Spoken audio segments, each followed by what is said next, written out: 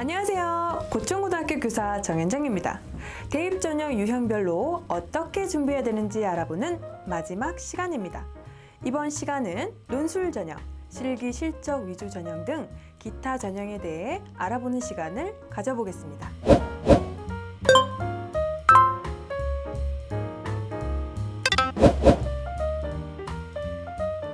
논술 전형에 대해 먼저 살펴볼까요? 논술 전형은 각 대학에서 출제한 논제 중 문제에서 요구하는 사항을 찾아 체계적으로 답안을 작성하는 시험으로 평가 기준을 통해 지원자의 종합적 사고력 및 논술력을 평가하는 전형입니다. 학교 내신, 수능, 논술, 단계별로 봤을 때 가장 어려운 시험이라고 할 수도 있겠죠? 논술 전형의 비율은 전체 3.2%이지만 전형 요소에 있어 내신 성적의 실질적 반영 비율이 낮으므로 내신에 강점이 없거나 정시 모집에 집중하는 학생들이 많이 지원하는 편입니다. 하지만 내신과 비교과 영역을 반영하는 대학도 있다는 점, 학교별 전형 요소를 꼼꼼히 살펴봐야겠죠? 경쟁률을 보면 다른 전형에 비해 굉장히 높은 편입니다. 수능 최저 학력 기준이 다른 전형보다 비교적 높게 지정되어 있다는 점을 고려하면 수능 준비가 필수라고 할 수 있습니다. 대학마다 논술고사 출제 형식이 다르기 때문에 대학별 선행학습 영향평가 보고서나 논술 가이드북을 참고하여 출제 유형을 파악해야 합니다. 이 자료들은 각 대학 입학 홈페이지에서 다운받을 수 있습니다. 인문계열 논술은 대체로 인문사회 분야의 통합교과형 논술이며 일부 대학에선 모집 단위에 따라 수리 논술을 포함하고 있는 경우도 있습니다. 자연계열 논술은 주로 수리 논술이나 언어 논술과 수리 논술을 함께 실시하기도 하고 과학 통합 논술만 실시하는 대학도 있습니다. 전년도 기출문제풀이나 모의 논술고사에서 객관적인 평가 정보를 얻을 수 있으니 적극적으로 참여하는 것이 좋습니다. 출제 범위는 고등학교 교육과정 범위 내에 있으며 논술 제시문이 교과서를 중심으로 출제되고 있으므로 학교 수업에 충실해야 하는 것이 기본이겠죠? 그런데 논술 전형을 글짓기로만 알고 있는 학생들이 있습니다. 대학별 문제 유형을 명확하게 파악해야 하며 교과 지식을 바탕으로 논리력, 독해력을 키울 수 있도록 준비해야 합니다. 실기 실적 위주 전형에는 예체능 계열 선발 전형과 수학, 과학, 외국어 등의 특기자 전형이 포함되며 특기자 전형은 모집 단위별 학과의 특성에 따라 극히 제한적으로 운영되고 있습니다. 체육 계열을 준비하려는 학생들 중에 실기만 잘하면 된다고 생각하는 학생들이 있는데요. 하지만 운동선수를 하고 있는 학생을 선발하는 특기자 전형을 제외하면 정시에서 더 많은 인원을 선발하고 있습니다. 수능 성적을 바탕으로 자신 있는 실기 종목이 있는 대학을 위주로 지원 대학을 결정하고 전략적으로 준비해야 합니다. 체육 계열은 교직 이수가 가능한 대학, 비실기 대학도 함께 살펴봐야겠죠? 미술 계열도 실기만 준비하면 안 된다는 것.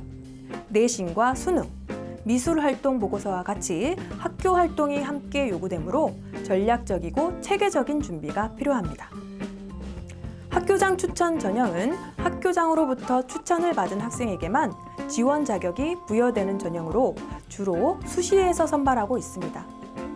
3학년 재적 학생 수의 3% 이내, 재학생 2명, 졸업생 포함 2명 등 추천 인원을 제한하는 경우가 있습니다.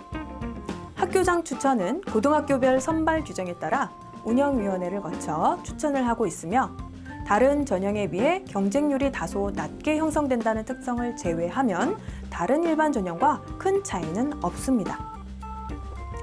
김포에는 농어촌 특별 전형에 해당하는 학교가 꽤 있습니다. 농어촌 특별 전형은 행정구역상 농어촌 읍면 지역에 소재하는 중학교, 고등학교에서 전 교육과정을 이수한 학생을 선발하는 전형입니다. 전체 모집 인원 중 일정한 한도를 정해 학생을 선발합니다. 김포에서 해당되는 고등학교는 고촌고, 마송고, 하성고, 양곡고, 통칭고가 해당됩니다. 검정고시 및 특목고, 자사고 학생들은 농어촌 특별 전형으로 지원할 수 없습니다. 지원 자격을 보면 두 가지 유형으로 볼 수 있는데요. 첫 번째 유형은 농어촌 읍면 소재 중학교 1, 2, 3학년 고등학교 1, 2, 3학년 총 6년의 전 교육과정을 입학해서 졸업까지 모두 이수한 자입니다. 부모와 본인 모두 읍면 지역에 거주해야 합니다. 두 번째 유형은 농어촌 읍면 소재 초등학교 6년, 중고교 6년, 총 12년 전 교육과정을 입학해서 졸업까지 모두 이수해야 합니다. 해당 기간의 재학기간 동안 읍면 지역에 거주해야 합니다. 두 번째 유형은 학생 혼자만 12년 농어촌 조건에 맞으면 된다는 겁니다.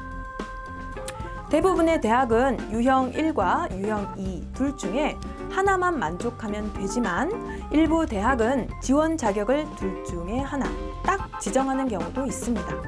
또 휴학, 전학, 졸업생, 부모의 직장 소재지 등 학교마다 자격 부여 여부가 달라지므로 가장 정확한 것은 지원대학 입학처에 반드시 문의해야 합니다. 주민등록표 초변상 하루라도 동이 있으면 지원 자격이 안 된다는 점 주의해야 합니다. 농어촌 특별전형의 전형 비율을 보면 전체 대입전형 비율의 형태와 비슷합니다.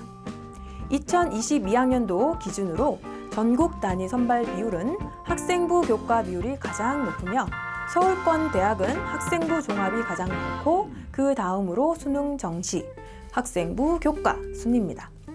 강원대, 충남대, 충북대 등 지방 거점 대학은 대부분 학생부 종합 전형으로 선발합니다. 농어촌 특별 전형 자격이 되는 학생들 중에 간혹 선생님, 저 농어촌 특별 전형으로 갈 건데요. 땡땡대나 갈까요? 이 전형을 프리패스라고 생각하는 학생들이 있습니다. 농어촌 특별 전형, 조건이 되면 좋은 기회이기는 합니다. 하지만 무조건 좋은 기회는 아닐 수도 있습니다. 그럼 농어촌 특별 전형, 어떤 점이 좋은지 몇 가지만 짚어볼까요? 자격이 되는 학생들만 지원할 수 있으므로 전체적으로 일반 전형보다 농어촌 전형의 경쟁률이 훨씬 낮으며 수능 최저 학력 기준이 대부분 없습니다. 있더라도 일반 전형보다 기준이 낮습니다. 일반 전형에 비해 합격선도 낮은 편입니다. 그러나 서울 최상위권 대학은 합격선과 경쟁률 역전 현상이 자주 발생합니다. 소인수 선발로 전년도 합격선이 무의미한 경우가 많다는 점도 지원에 어려움이 있습니다. 대부분의 대학이 일반 전형과 농어촌 전형 동시 지원이 가능하다는 점, 농어촌 전형의 큰 장점입니다. 두 번째 영상인 대입정책 이해하기에서 사회통합전형 도입 의무와 전체 모집 정원의 10% 이상 선발 의무, 이에 대해 말씀드렸는데요. 기억나시죠? 사회경제적 배경에 따른 교육 불평등을 해소하여 대학 입학 구성원의 다양성을 확보하기 위한 고른기회 전형이 확대되고 있습니다. 이 고른기회 전형 안에도 농어촌 학생이 포함되어 있습니다. 좋은 점만 있을까요? 농어촌 전형의 지원에 있어 어려운 점도 있습니다. 학년도별 정시와 수시 전형 변동이 자주 발생합니다. 2021학년도에는 수시였다가 2022학년도에는 정시로 바뀌는 경우 또는 그 반대인 경우 등 전형이 비교적 자주 바뀝니다. 반드시 대학별 시행계획을 확인해야 합니다. 모집 인원이 정원의 4% 이내이므로 일반 전형에 비해 모집 인원이 굉장히 적습니다. 학과별로 한두 명이거나 없는 경우도 있고 모집 단위를 묶어서 선발하는 경우도 있습니다. 네, 농어촌 특별 전형은 자격만 되면 여러모로 유리한 전형입니다. 하지만 워낙 소인수로 선발하다 보니 입시 정보에 한계가 있을 수밖에 없으며 안정 지원에 어려움이 있다는 점 고려해야겠죠? 지금까지 전형별로 무엇을 어떻게 준비해야 할지 간단히 살펴보았는데요. 학생부 교과, 학생부 종합, 수능, 논술, 실기실적 위주, 4+2 체제로 알기 쉽게 표준화했다고는 하지만 각 대학별로도 반영 요소, 비율 등 제각각입니다.